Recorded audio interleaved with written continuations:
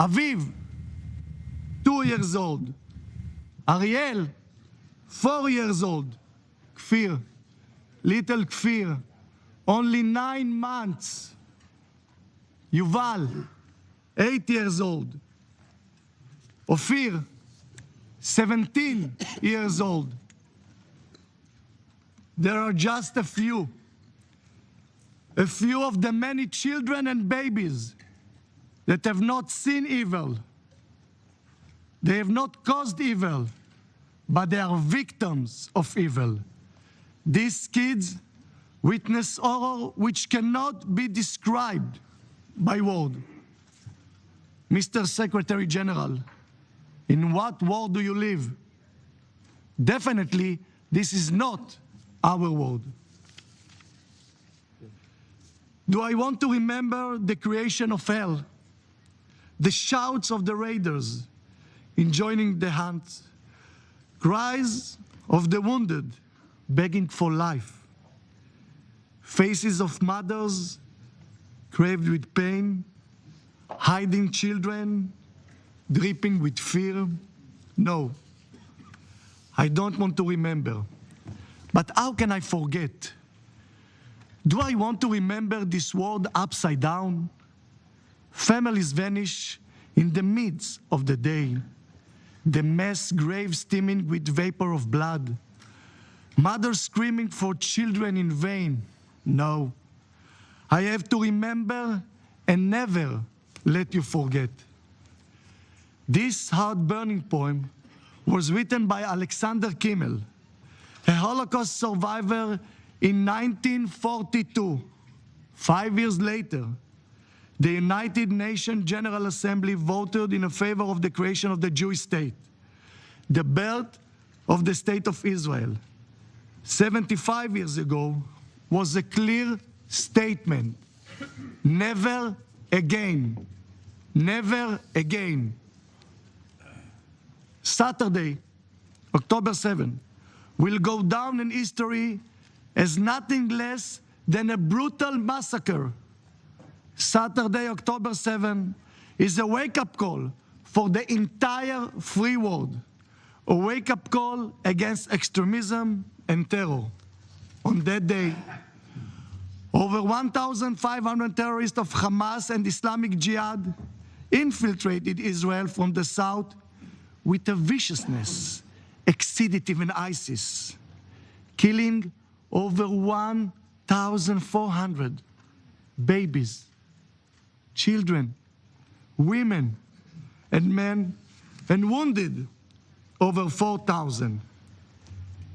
They went from house to house, slaughtering entire families and individuals in the beds, on the streets, on the way to the synagogue, raping women, burned them alive, dancing and chanting on people's bodies.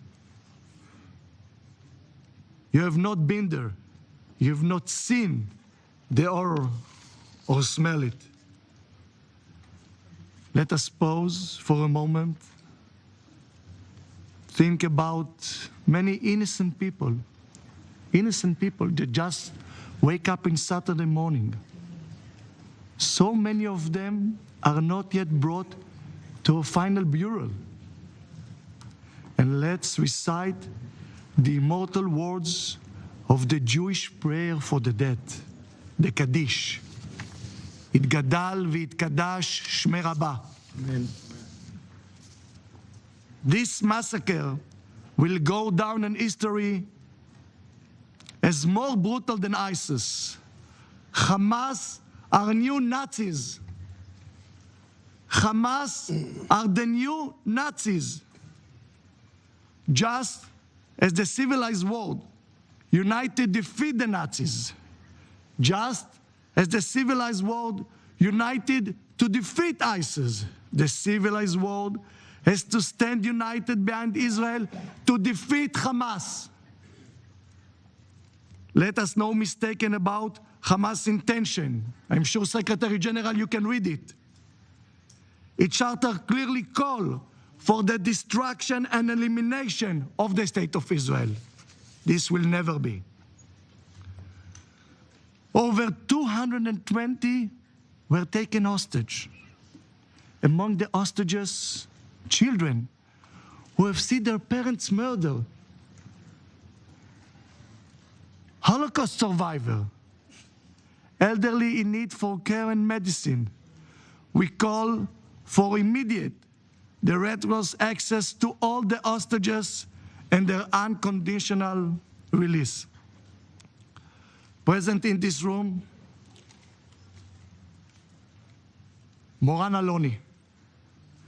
7 members of his family were taken hostage. Moran's sister, Sharon Aloni Conyo, and Danielle Aloni were kidnapped with Sharon's husband, David, and their 3-year-old twins, Emma and Yuli. 3-year-old twin. Right now, while we are sitting here, they are all by the Hamas. Alongside Daniel's 5-year-old daughter, Amelia. Early morning, early Saturday, on the 7th of October, Sharon wrote on her family group chat that there are Hamas terrorists in their home, and they are hiding in the safe room. A few minutes later, she wrote that the terrorists set the house on fire, since if they are not able to enter into the room and to slaughter them, they burn the houses in order they will get out. And they written that they are choking in the safe room. A few minutes later, Moran received a private message from his sister. We are dying. Help us. The family received information that Sharon, Danielle, Emma, Yuli, Emilia, David, and Ariel, David's brother, are held in captive by Hamas terrorists in Gaza. Here with us is another family, Hersh Goldberg-Polin, a young man, age 23, one of the beautiful and innocent participants in the music festival. Hersh is seriously injured. On his phone, the last 2 text messages he managed to send to his parents before he was kidnapped to Gaza. I love you. I'm sorry. That's what he wrote to his parents. There are other family here with us today, the family of Itai Chen, Kit and Aviva Segal, Liad Benin, Idan Alexander, Omer Ventura, and there is so many more. Qatar, which finance and harbor of Hamas leaders, could influence and enable the immediate and unconditional release of all hostages held by the terrorists. You, members of the international community, should demand Qatar to do just that. The meeting should conclude with a clear message: bring them home. Bring them home.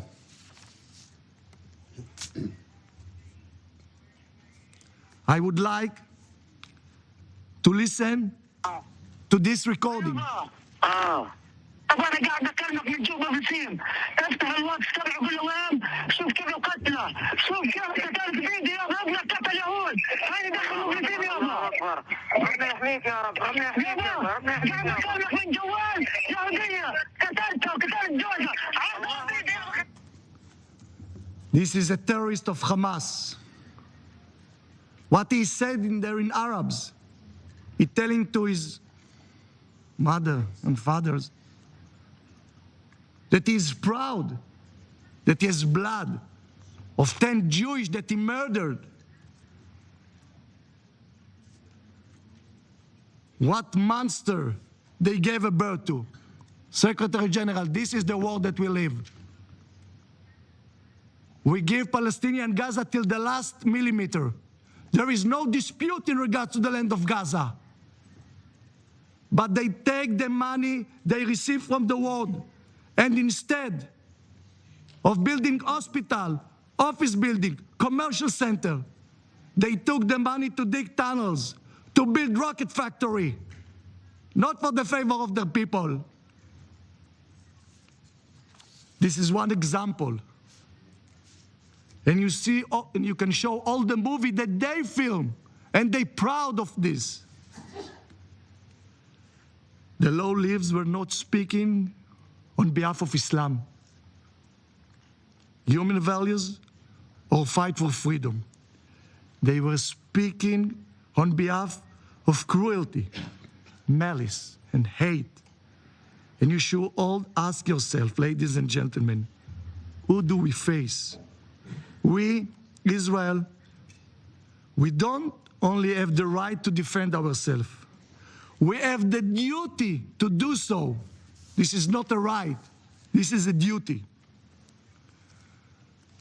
I want to speak to all of you and to tell you, the West is next. The West is next. The war which was imposed on us, there is no side. This war was imposed on us. Is not only Israel's war. It is the war of the free world.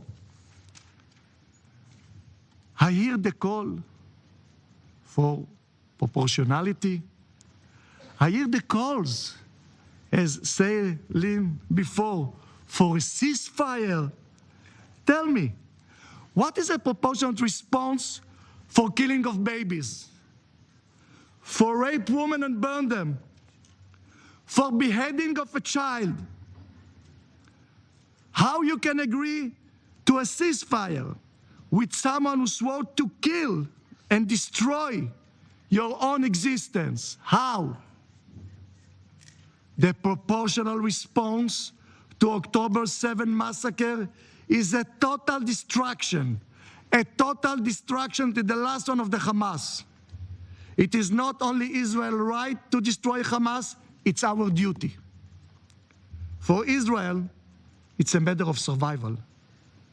The free world should remember and never forget what happened on October 7th. Today, this barbaric terror hit Israel. Tomorrow, it will be at everyone's doorstep, at everyone's doorstep. These terrorists don't have only Israel destruction in mind. Their dream is the world. Read about it. Exactly like the Nazis. They say it. They are willing to expand. This war was imposed on us. We have not chosen this war, but have no doubt we are going to win it. We are going to win it because this war is for life. This war must be your war as well. As Iran's proxy, Hamas, has three objectives to its barbarous attack: the murder of Jews, the kidnapping of hostages, and derailing the expansion of peace, stability, and normalization in our region. United will and purpose like never before. Israel must now act in an unprecedented way to ensure Hamas objectives will never be met. Will never be met. This is the aim, the 18th day since the beginning of this war. Through the last 18 days, our citizens were under heavily missile and rocket fire from Gaza, and not only from Gaza. There is a clear attempt on escalating and provoking a war on our northern border, whereas Iran proxy Hezbollah is targeting our cities. The objective of Hamas, its patron and collaborator is clear. They will not succeed. Not only from neighboring country, Israel is facing threat. Last week, cruise missiles were launched at Israel from Yemen. have no illusion who is behind it and what is the reason. I'm telling to our Arab country and neighbor, we share the same threat of Iran and the terror organization. The same threat. I stand here in front of you saying loud and clear, this war will be won. And for the international community to understand who is under threat and who is the aggressor. Mr. President, colleagues, permanent representative, the world now is facing a clear choice of moral clarity. One can be either part of the civilized world or surrounded to the forces of evil and barbarism. Hamas savages and their friends. There is no middle ground, no room for moral ambiguity, no room for this. I want to thank all the government who's already designated Hamas as a terror organization, and I call others to do it immediately.